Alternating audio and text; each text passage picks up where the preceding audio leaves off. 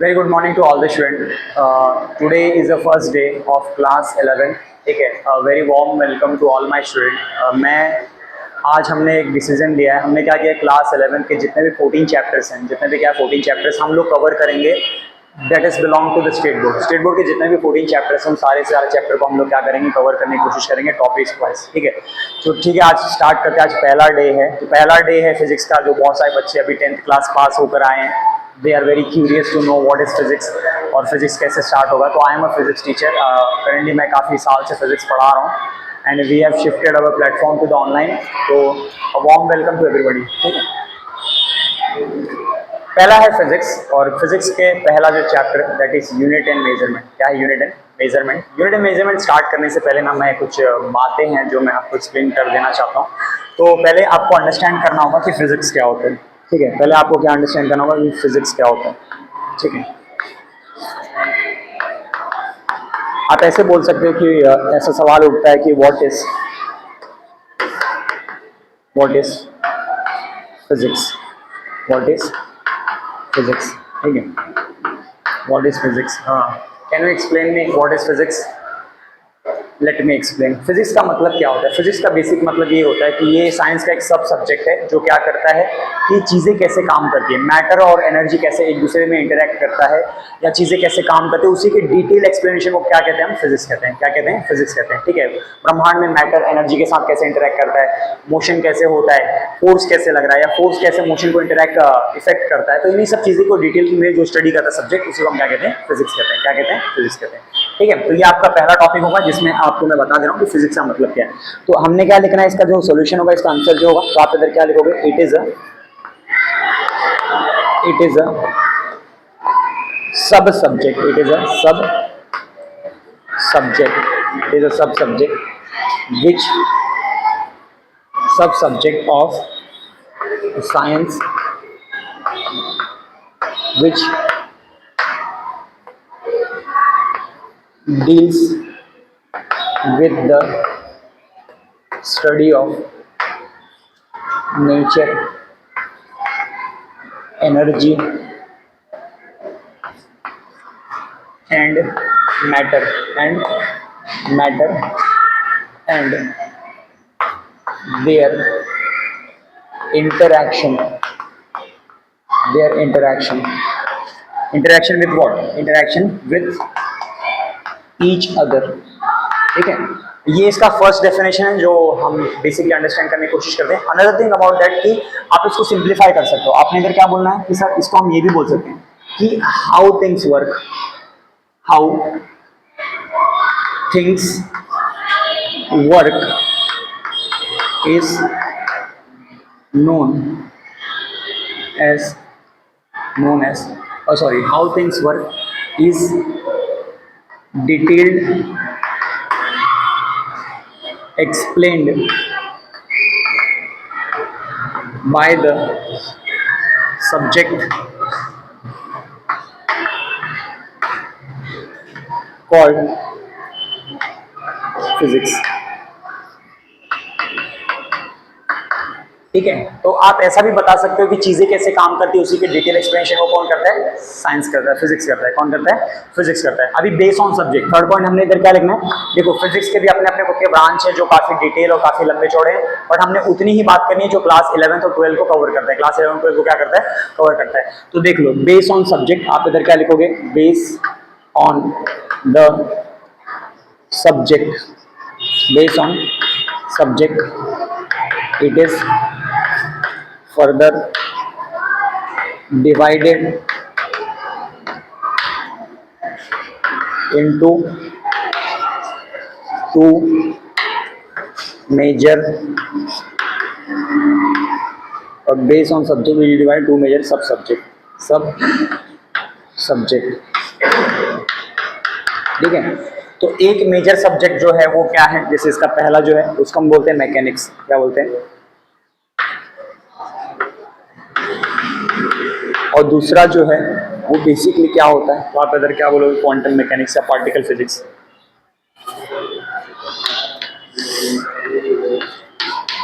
Particle physics, ठीक है, particle physics. तो मेन डिवीजन इसका यही है। अच्छा, मैं इधर क्वांटम मैकेनिक्स मैंने क्यों नहीं लिखा है, क्वांटम मैकेनिक्स मैंने क्यों नहीं लिखा, थोड़ा सा होल्ड करो सर। पार्टिकल का स्पेलिंग करेक्ट है। Based on subject it is further divided into two major sub subject, that is mechanics, ठीक है, या आप इधर बोल सकते हो कि न्यूटन मैकेनिक्स। क्या बोलोगे? Newton's mechanics. न्यूटन क्या होगा?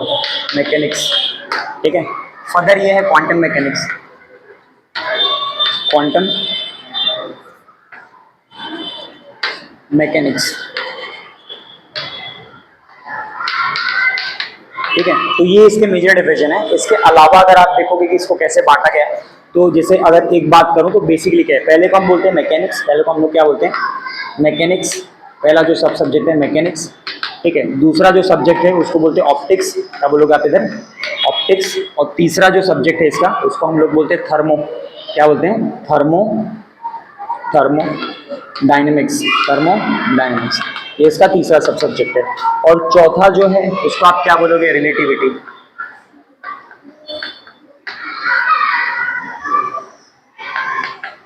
ठीक है, या आइंस्टाइन की जो फिजिक्स होती है उससे होगा अपन क्या बोलते हैं? रिलेटिविटी। तो 12th क्लास और 11th क्लास में ज्यादा नहीं दिया है, बट चैप्टर नंबर 3 में थोड़ा सा डिटेल दिया है, ठीक है। फर्दर ये है कि इसका जो ईथ पार्ट है, तो आप इधर क्या बोलोगे? इलेक्ट्रो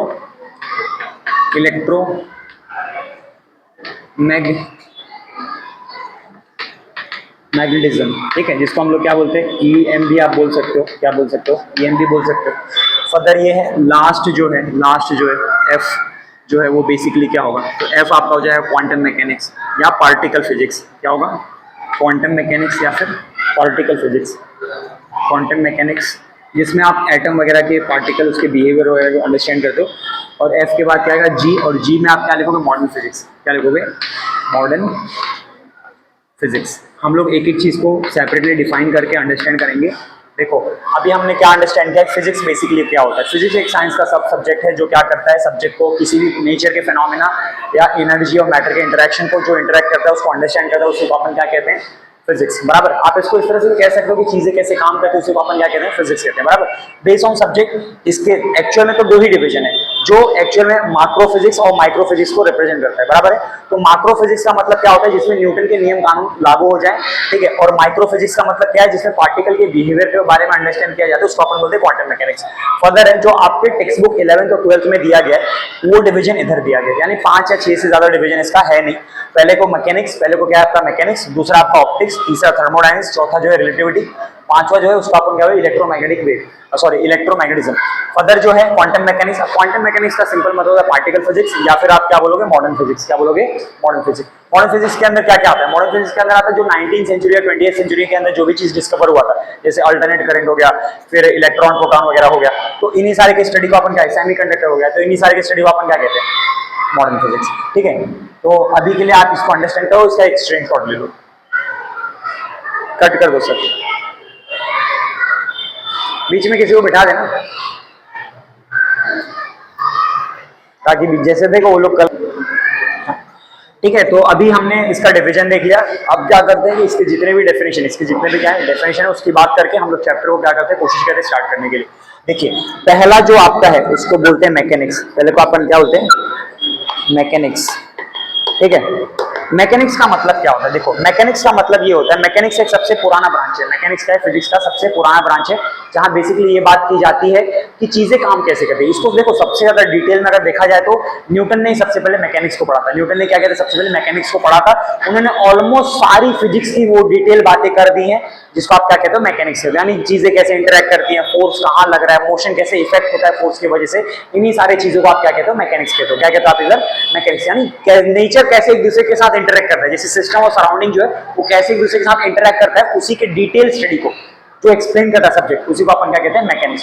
और इसको सबसे मतलब बोलते हैं प्यार मोहब्बत से पढ़ने वाले इंसान का नाम है न्यूटन। क्या है? न्यूटन। उन्होंने अपनी सारी जिंदगी लगा दी मैकेनिक्स को अंडरस्टैंड करने के लिए, और उन्होंने काफी कुछ दिया है हमको, जैसे Newton law of motion, Newton law of gravitation, और ऐसे बहुत सारी चीजें जो न्यूटन ने हमको दिया है। न्यूटन ने हमको क्या दिया है?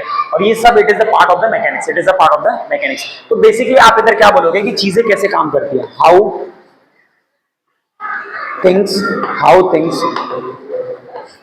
work, how things work is explain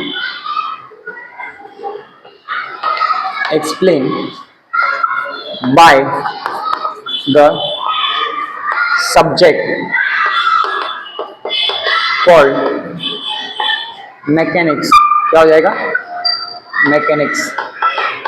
ठीक है, आप ऐसा भी लिख सकते हो, it is a sub subject of the physics. It is a sub subject of physics which deals with the study of how motion affect by the force। ठीक है, यानी मोशन जो है, गति जो है, वो कैसे इफेक्ट किया जाता है फोर्स के वजह से, तो उसी को अपन क्या कहते हैं? मैकेनिक्स। मैकेनिक्स का जो definition I hope so clear हो गया। फर्दर ये है कि देखो, आप जानते हो ये बात कि इसको सबसे पहले किसने स्टडी किया था? न्यूटन ने। इसके पहले भी काफी लोगों ने कंट्रीब्यूशन किया है, जैसे गैलीलियो। किसने किया? गैलीलियो। एक फेमस फॉर्मूला है, speed equal to distance upon time, and it is given by the Galileo, बराबर है। फिर इसी उन्हीं के काम को किसने आगे बढ़ाया? न्यूटन ने आगे बढ़ाया। किसने बढ़ाया? न्यूटन। और न्यूटन ने अपनी जो भी 23 या 24 साल मेहनत की, उन 23 और 24 साल के अंदर उन्होंने वो सब कुछ ला कर दिया है जो आज इस मॉडर्न दुनिया में है, बराबर है क्या? तो मैकेनिक्स बहुत बड़ा टॉपिक है, बहुत बड़ा सब्जेक्ट है, जो अगर आप डिटेल में पढ़ना चाहोगे तो काफी टाइम भी लगता है। ठीक है, हम लोग पोस्ट ग्रेजुएशन वगैरह में आप मैकेनिक्स से पढ़ते हैं बच्चे, तो ये सब चीजें हैं जो काफी डिटेल में। आइए फर्दर बात करते हैं। तो इसका सेकंड ब्रांच जो है, उसका आपने क्या बोला था? ऑप्टिक्स। उसका आपने क्या बोला था? ऑप्टिक्स। ठीक है, अच्छा, ऑप्टिक्स का मतलब क्या होता है? ऑप्टिक्स का मतलब ये होता है कि लाइट और लाइट की प्रॉपर्टी को जब आप स्टडी करते हो, लाइट और लाइट की प्रॉपर्टी को आप क्या करते हो? स्टडी करते हो। ये शब्द आपने कहां सुना था? तो ये शब्द आपने, देखो हम लोग चश्मे की दुकान पे जाते हैं तो उधर लिखा होता है हेडिंग पे कि ऑप्टिक्स है। क्या है? ऑप्टिक्स। तो बेसिक मतलब ऑप्टिक्स का मतलब होता है इंस्ट्रूमेंट। क्या होता है? इंस्ट्रूमेंट होता है, बराबर है। तो ऑप्टिक्स का मतलब क्या हो जाएगा? इंस्ट्रूमेंट, बराबर है क्या? तो ऑप्टिक्स का बेसिक मतलब होता है इंस्ट्रूमेंट। बट फिजिक्स की टर्म में अगर आप बात करोगे तो आपने इधर क्या बोलना है कि सर ऑप्टिक्स का मतलब क्या होता है? लाइट और लाइट की प्रॉपर्टी को जो सब्जेक्ट पढ़ती है, क्या बोलोगे? लाइट और लाइट की प्रॉपर्टी को जो सब्जेक्ट पढ़ती है, उसी को अपन क्या कहते हैं? ऑप्टिक्स। उसी को हम क्या कहते हैं? ऑप्टिक्स कहते हैं, बराबर है क्या? ठीक है, तो आप इधर क्या बोलोगे? पहली बात तो it is a sub subject of the physics. Physics का एक छोटा सा भाग है। It is a sub subject of the physics which deals with the study of light and properties of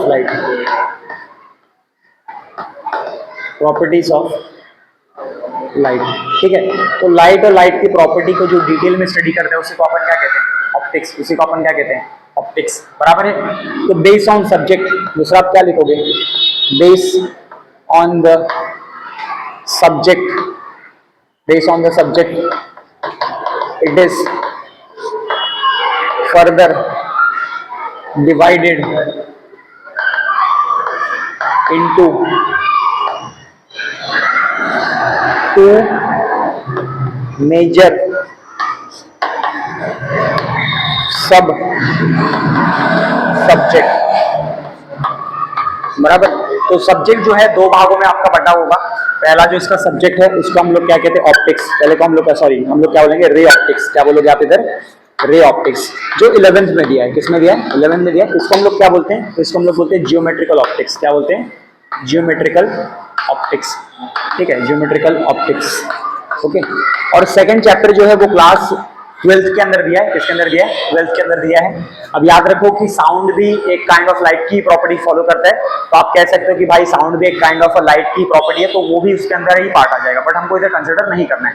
ठीक है, फर्दर ये है जैसे इलेक्ट्रोमैग्नेटिक वेव जो है वो भी क्या करता है? लाइट की कुछ प्रॉपर्टी को फॉलो करता है, बराबर। तो आप इधर क्या बात करोगे कि सर सेकंड जो इसकी प्रॉपर्टी है that is what? Wave optics. That is what? Wave optics. ये क्लास 12th में कहाँ है? क्लास 12th के अंदर है। जब आप क्लास 12th में आओगे तो इसके बारे में हम लोग क्या करेंगे? डिटेल में स्टडी करेंगे। फर्दर ये है कि अब ये जो इसके सेकंड टॉपिक है, अब थर्ड जो इसका ब्रांच है, थर्ड इसका क्या है? ब्रांच है, उसको आप क्या बोलोगे? थर्मो। क्या बोलोगे? थर्मोडायनेमिक्स। थर्मो क्या बोलोगे, डायनेमिक्स। अब देखो थर्मो का मतलब क्या होता है, थर्मो मतलब होता है हीट। हमने लास्ट ईयर 10th क्लास में आप लोगों ने पढ़ा होगा कि थर्मो मतलब क्या होता है, हीट होता है, बराबर। तो आप इधर साइड में लिख लो कि सर थर्मो का मतलब क्या होता है, थर्मो का मतलब होता है हीट, और हीट प्लस डायनेमिक्स का मतलब होता है मोशन। डायनेमिक्स का मतलब क्या होता है, तो डायनेमिक्स का मतलब होता है मोशन होता है, बराबर है। तो थर्मो मतलब हीट और डायनेमिक्स मतलब क्या होगा, मोशन। अब इसको आप कैसे डिफाइन करोगे, तो आप इसको डिफाइन ऐसे करोगे, इट इज अ सब subject, it is a sub subject of the physics, of the physics which deals with the study of flow of heat, flow of क्या हो जाएगा, heat। समझ में आ रहा है क्या? तो एकदम सिंपल डेफिनेशन है कि साइंस का, फिजिक्स का एक सब सब्जेक्ट है जो बेसिकली क्या करता है, स्टडी करता है कि हीट कैसे फ्लो करता है, हीट क्या करता है, कैसे फ्लो करता है, इसी को अपन क्या कहते हैं, थर्मोडायनेमिक्स। अब इसके अंदर एक चैप्टर है केटीजी यानी काइनेटिक थ्योरी ऑफ गैसेस, जो इसी का एक सब पार्ट है, इसी का क्या है, सब पार्ट है। जो भी थर्मोडायनेमिक्स के टर्म होते हैं वो सारे के सारे टर्म जो है हम लोग क्या करते हैं उसके अंदर अंडरस्टैंड करते हैं, और फिर उसके बाद आप सारे के सारे लॉ और उसके एप्लीकेशन थर्मोडायनेमिक्स में देखते हो। ठीक है, तो आई होप सो इतनी बातें आप क्लियर कर पाए हो इसके सब सब्जेक्ट क्या है, और ये बेसिकली इसके 3 सब्जेक्ट है, बाकी सब्जेक्ट भी क्या करना है अपने को नोट करना है, तब तक आप इसका क्या करो, स्क्रीनशॉट ले लो। ठीक है, तो इसका अगला जो है हमने कितना पढ़ा, 3 पढ़ा। इसका अगला वाला जो है यानी 4th वाला जो है उसको आप क्या बोलोगे,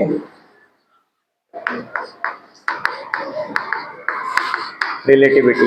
क्या बोलोगे आप उधर उसको, रिलेटिविटी। तो रिलेटिविटी का मतलब क्या होता है, ठीक है, रिलेटिविटी का मतलब क्या होता है, जो आइंस्टाइन वाली फिजिक्स है, जो क्या है, आइंस्टाइन वाली फिजिक्स है, जो क्या है, आइंस्टाइन वाली फिजिक्स है, उसी को अपन क्या कहते हैं, रिलेटिविटी, बराबर है। तो जो न्यूटोनियन मैकेनिक्स को क्या करता है, गलत साबित करने की कोशिश करता है, उसी को आप क्या कहते हो, रिलेटिविटी।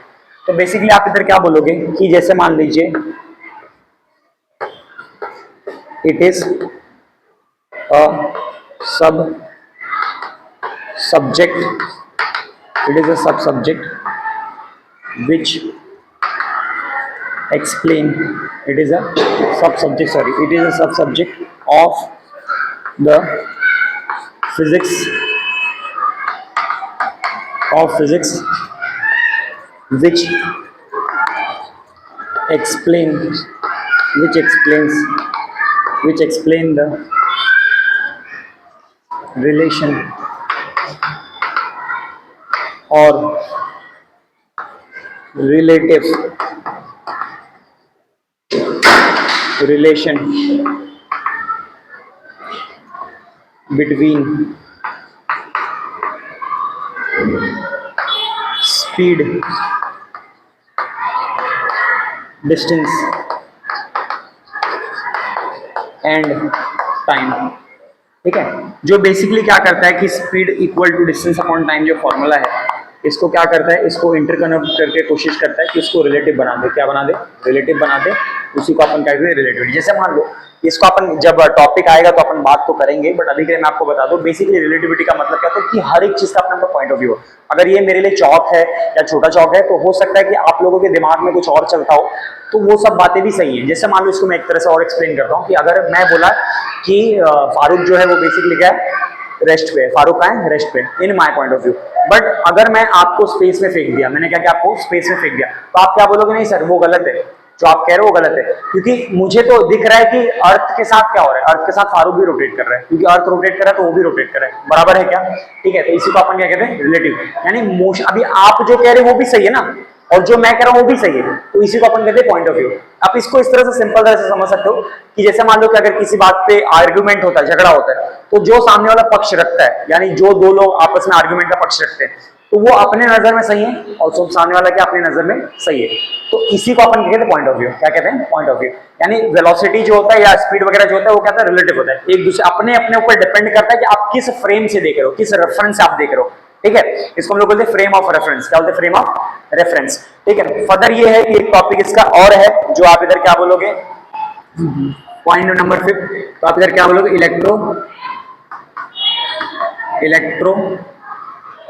मैग्नेटिज्म।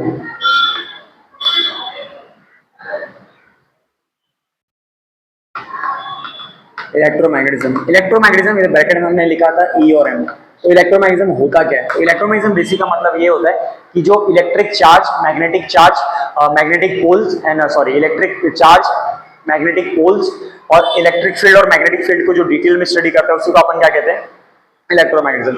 तो एकदम सिंपली बातें लिखी कि पहली बात तो एकदम सेम ही रहेगा, it is a sub subject, it is what, सब subject, it is a sub subject which deals subject which so much sorry subject of the physics okay, which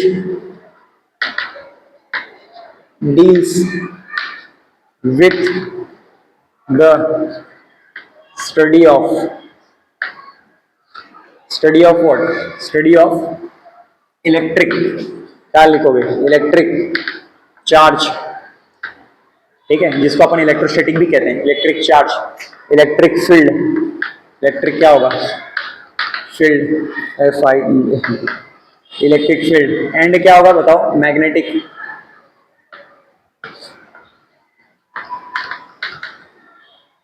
poles, magnetic क्या होगा, पोल्स, एंड मैग्नेटिक फील्ड क्या होगा, magnetic,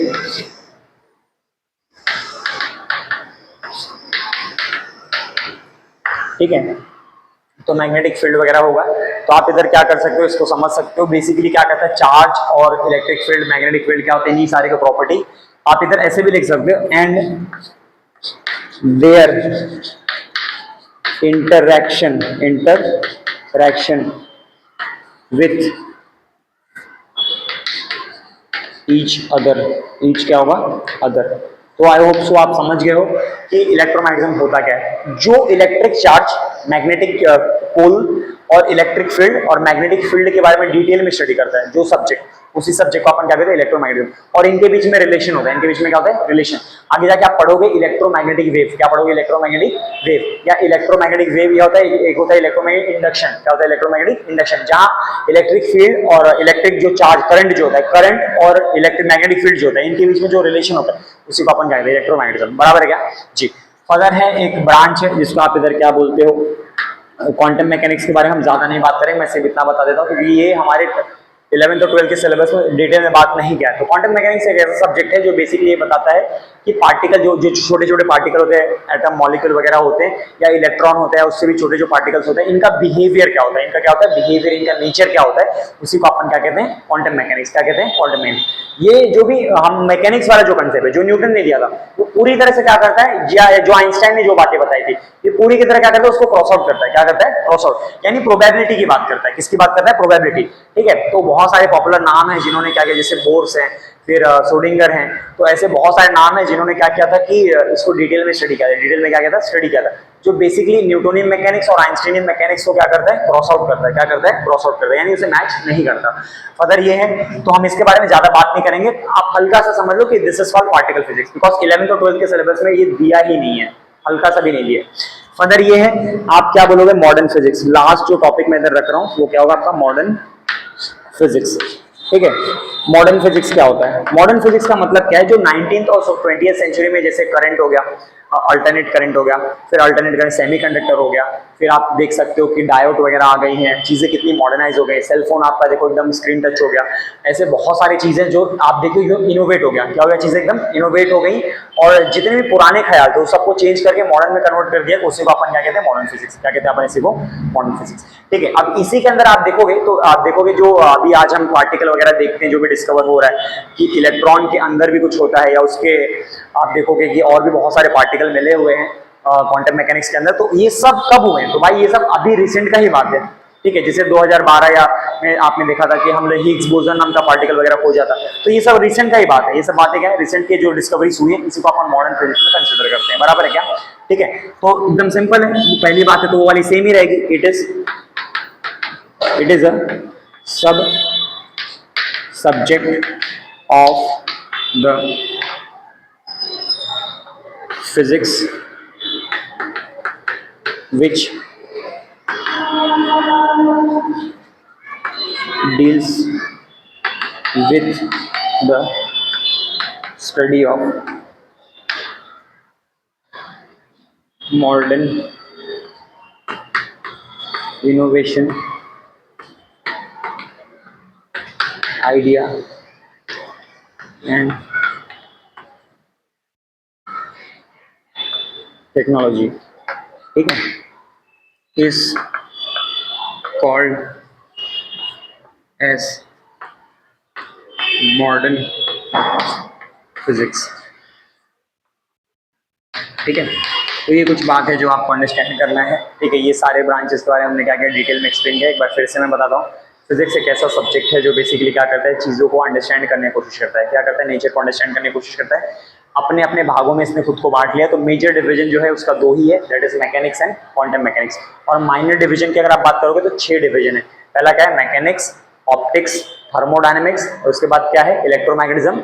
और fifth वाला जो है वो बेसिकली आपका क्या देख पाओगे, फिफ्थ इधर लिखा हो, एक है क्वांटम मैकेनिक्स जिसको पार्टिकल फिजिक्स भी आप कह सकते हो, और लास्ट है दैट इज मॉडर्न फिजिक्स, ठीक है। ये according to class 11th and 12th है, ठीक है।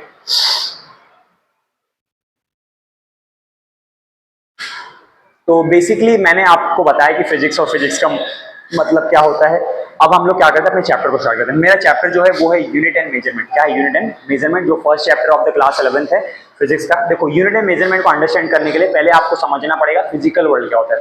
क्या होता है फिजिकल वर्ल्ड, क्या होता है।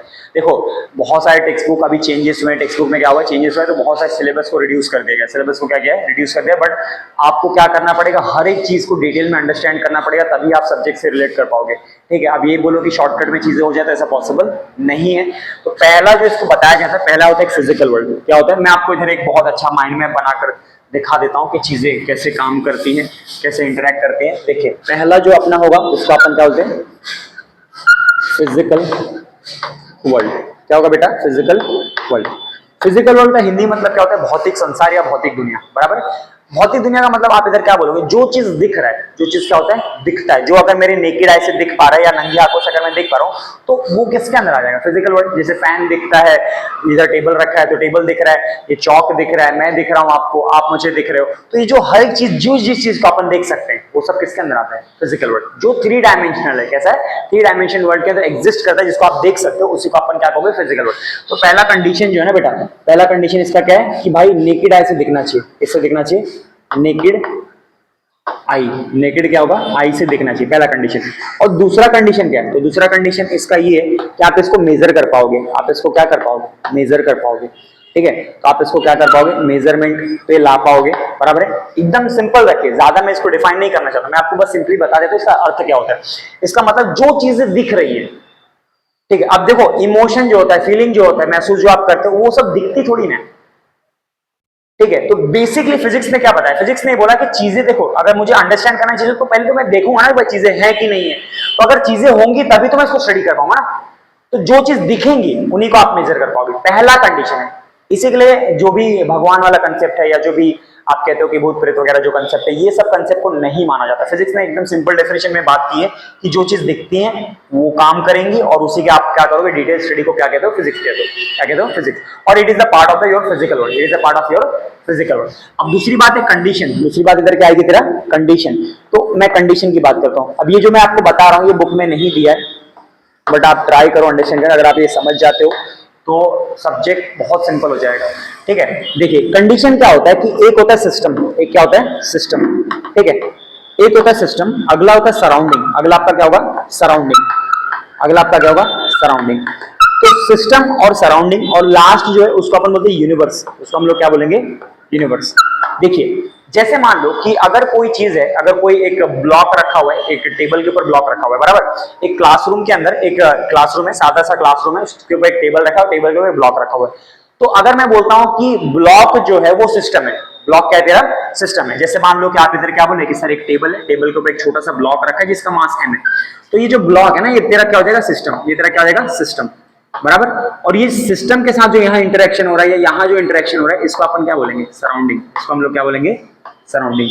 यानी अगल बगल की जो माहौल है, अगल बगल की जो एरिया है या लोकेशन है, अगल बगल की जो उसके रिलेटिव है, उसको आप क्या बोलोगे, सराउंडिंग। और ये सराउंडिंग कहाँ आ जाएगा, तो सराउंडिंग जैसे मान लो कि अगर एक क्लासरूम के अंदर बॉक्स था, तो क्लासरूम कहाँ है, क्लासरूम भी तो एक लोकेशन के ऊपर है, तो वो लोकेशन आपका क्या होगा, यूनिवर्स।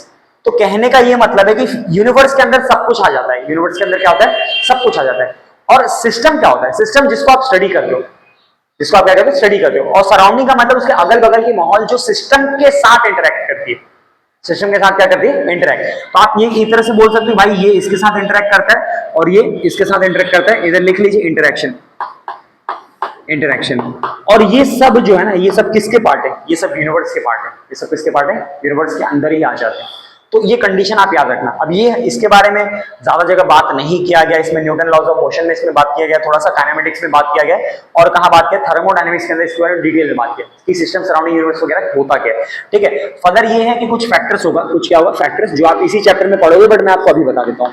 ठीक है, फैक्टर क्या होगा, देखो कोई बॉडी, अगर मैं इस डेफिनेशन के ऊपर जाता हूं कि अगर दिखता है तभी मेजर करूंगा, तो भाई दिखने के लिए पहले आपको होना पड़ेगा, सही नहीं, दिखने के लिए आपको क्या होना, एग्जिस्ट करोगे तभी मैं देख पाऊंगा ना। जब आप हो ही नहीं तो मैं कैसे आपको मान लूं कि भैया आप कैसे थे, क्या रंग रूप है, मैं फोटो से थोड़ी ना मान पाऊंगा, सिर्फ मैं इमेजिन कर सकता हूं कि हाँ ये फोटो तो ऐसा ऐसा देख सकते हैं। आप समझ पा रहे हो। तो फैक्टर जो है, जिस फैक्टर की आपने इधर बात करनी, फैक्टर आपका ये हो जाएगा, पहला फैक्टर एग्जिस्ट करने का होता है मास, क्या होता है, मास, जिसको आप बोलते हो अमाउंट। अगर बॉडी के अंदर अमाउंट है या अमाउंट अगर है तो यानी उसके पास मास है, उसके पास क्या है, तेरा मास है। तो अगर मास है तो उस केस में आप उधर क्या बात करोगे कि सर ये एग्जिस्ट करेगा। यही वो फैक्टर है जिसकी वजह से चीजें एक्चुअल में क्या करती हैं, इस कायनात में है, इस दुनिया में है, यानी वजूद में है, पहली बात। और दूसरी बात है, अगर मास है तो कुछ छोटे छोटे पैरामीटर्स होंगे, क्या होंगे, पैरामीटर। पहला पैरामीटर जो है उसको आप क्या बोलोगे, लेंथ, इसको आप क्या बोलोगे, लेंथ, बराबर। तो इसका रिप्रेजेंटेशन होता है एल, इसका रिप्रेजेंटेशन तेरा क्या होता है, एल होता है। यानी अगर मास है, अगर मास है तो कुछ तो होगा अमाउंट, कुछ तो अमाउंट ऑफ मैटर होगा या सब्सटेंस होगा उसके अंदर। तो पहला तो मैं उसको वेट में माप पाऊंगा, पहला तो कुछ नहीं तो उसका वेट मापूंगा। अब अगर कुछ उसका अमाउंट है तो कुछ पैरामीटर, तो कुछ ना कुछ तीनों पैरामीटर में से होगा, यानी लेंथ, ब्रेथ और हाइट, तीनों में से कुछ ना कुछ उसके पास तो होगा, तो हम लोग इसको माप सकते हैं। अब इसके बाद कुछ कंडीशन है, एक होता है टाइम, एक क्या होता है, टाइम, जिसको आप क्या बोलोगे, टाइम। और टाइम का रिप्रेजेंटेशन होता है टी। ठीक है, तो ये भी उन फैक्टर में से है जिसको बनाने वाले ने बनाया। जो फैक्टर्स हम बात करें, 7 फैक्टर की जो बात होगी वो बेसिकली क्या है, तो it is a part of the, मतलब it is a part of the physical world, जो जिसको क्या किया, बनाने वाले ने बनाया। ठीक है, ये इंसान इसका रेप्लिकेट कभी नहीं कर पाएगा। अब टाइम एक ऐसा फैक्टर, आप देख लो ना, टाइम क्या हम समझ सकते हैं क्या, नहीं समझ सकते। बस इतना हमको पता है कि हाँ पास्ट से प्रेजेंट होता है, प्रेजेंट से फ्यूचर होता है। अभी भी इतने सारे साल, 200-300 साल बीत गए, अभी तक टाइम को हमने डिटेल में स्टडी नहीं किया। समझ में आ रहा है क्या, बस हम बताते रहते ऐसे चीजें होती है, वैसे चीजें होती है, बट चीजें एक्चुअल में अभी भी फिजिक्स इसको समझ नहीं पाया है। फर्दर है लेंथ, तो लेंथ, चीजें तो वही है, बेंच तो तब भी पहले था, बेंच आज भी है और आगे भी रहेगा। आपने अपने समझ के लिए आपने क्या किया, लेंथ नाम का यूनिट बनाया, लेंथ नाम का क्या बनाया, यूनिट, और इसको मापने स्टार्ट किया, यानी मीटर में मापा, सेंटीमीटर में मापा और मिलीमीटर, जैसे आप चाहो। आप समझ रहे हो। तो ये जो फैक्टर्स है ना, ये जो पहले से थे। अब देखो मैं एक और बात बता रहा हूं, ग्रेविटी का न्यूटन से पहले नहीं था, दुनिया तो बहुत पुरानी है, तो ग्रेविटी न्यूटन ने उसको समझने की कोशिश करी। न्यूटन ने क्या किया, वो ऐसा पहला इंसान था जिसने क्या किया, उसको स्टडी करने की कोशिश की। तो जितने भी खोजें हुई हैं, और बेसिक देखो जितने भी आपके खोज इस दुनिया में हुए, वो बेसिकली पहले से ही थे। वो सब क्या थे, पहले से। बस ये था कि उस मोमेंट पे क्लिक होकर आपको रियलाइज कर जाता है कि भाई ये चीज ऐसा हो सकता है। और जो इन्वेंशन हम करते हैं, जो आप बनाते हो किसी चीज को, तो इंसान ने अब तक तो अपने ही फायदे के लिए हर काम किया ना। हमने अपने सहूलियत के हिसाब से हर एक चीज को बनाया नहीं, कि इंसान को आराम रहे। जितने भी आप गाड़ी बनी है, मोटर बना है, जहाज बना है, सब बना है, तो क्यों बना है? क्या हम दूसरे जानवरों वगैरह ख्याल रखते हैं? नहीं रखते। हम दूसरे लाइफ के बारे में अंडरस्टैंड नहीं करते। सिर्फ इंसानों को आराम मिले, इंसानों को अच्छी चीज हो, तो आप उसके लिए क्या करते हैं, इन्वेंट करते हैं, बराबर। तो ये जो फैक्टर्स है, मैं बार बार कह रहा हूं, ये फैक्टर जो है ये बनाने वाले का दिया हुआ है। किसका दिया है? बनाने वाले का। इंसान कभी भी इसके बराबर नहीं पहुंच सकता। पांचवा जो फैक्टर होगा, चौथा जो फैक्टर होगा, उसको आप बोल दो कि आपका होगा हीट। कि आपका क्या होगा? हीट। ठीक है, हीट जो है it is represented by Q. तो हीट भी एक पार्ट ऑफ द सिस्टम है, पार्ट ऑफ द सिस्टम है, जिसको क्या किया है, उधर नेचर ने दिया है। फर्दर है फिफ्थ वाला जो होगा, तो फिफ्थ वाला आपका क्या हो जाएगा? टेम्परेचर। अब हीट और टेम्परेचर बेसिकली एक होता है, बेसिकली क्या होता है, एक ही होता है, बट हम लोग क्या करते हैं, इसको डिफरेंशिएट भी करते हैं, यानी फर्क निकालने की कोशिश करते हैं। इसका रिप्रेजेंटेशन होता है के, यानी केल्विन। फर्दर सिक्स्थ वाला जो है that is current. That is what? Current. Current का मतलब क्या हो जाएगा आपका? आई। तो जो चार्ज का फ्लो होता है किसी भी सिस्टम के अंदर, अगर चार्ज का फ्लो होता है तो उसको अपन क्या कहते हैं? करंट कहते हैं। और सातवां जो फैक्टर है उसका आप क्या बोलते हो? Amount of matter. आप इसको क्या बोलोगे? Amount of matter. ठीक है, अमाउंट ऑफ क्या हो जाएगा? मैटर। ठीक है, अब इसमें एक टॉपिक और मिस हो गया है, जिसको मैं इधर लिख देता हूं, यानी पॉइंट नंबर 8। तो उसको बोलते हैं इंटेंसिटी। क्या बोलते हैं? Intensity of the light, intensity of the light, जिसका सिंबल होता है CD, ठीक है, यानी आप इसको क्या बोलते हो, कैंडेला, आप इसको क्या बोलते हो, कैंडेला। तो ये जो 7 फैक्टर है, अमाउंट ऑफ, देखो करंट के बारे में बात हुआ, अमाउंट ऑफ मैटर का भी एक तरह से अमाउंट ही है, ये भी आपका मास ही है, बट ये माइक्रो लेवल पे, कौन से लेवल पे, माइक्रो, यानी मॉलिक्यूल को जब आप स्टडी करते हो, क्या करते हो, मॉलिक्यूल को जब डेपली स्टडी करते हो, जैसे मोल कंसेप्ट होता है, तो ये जो मोल कंसेप्ट वगैरह होता है, तो इसी को जब आप स्टडी करते हो, इसी को अपन कहते हैं अमाउंट ऑफ मैटर या फिर amount of mole, amount of क्या हो जाएगा, मोल। फर्दर है इंटेंसिटी का एकदम सिंपल मतलब ये होता है कि ताकत, इंटेंसिटी का मतलब क्या होता है, ताकत, कितनी ताकत से लाइट जल रहा है या कितना डीम होके लाइट जल रहा है, उसी को अपन क्या कहते हैं, इंटेंसिटी। समझ में आ रहा है? अब इसके बाद इन्हीं सारी चीज को जो स्टडी करता है सब्जेक्ट, उसको अपन क्या कहते हैं, फिजिक्स कहते हैं। यानी फिर से मैं आपको बता दूं, तो देखो फिजिकल वर्ल्ड का मतलब क्या होता है, जो चीज दिखे उसी को आप क्या करोगे, मेजर करोगे। फैक्टर ये 7 है, ये फैक्टर जो 7 रखे गए, 8 फैक्टर जो भी रखे गए, ये सारे के सारे फैक्टर जो है, ये एक्चुअल में दिया है, किसने, बनाने वाले ने दिया है, तो हम इसको कॉपी नहीं कर सकते, हम सिर्फ इसको स्टडी कर सकते हैं, बराबर है क्या?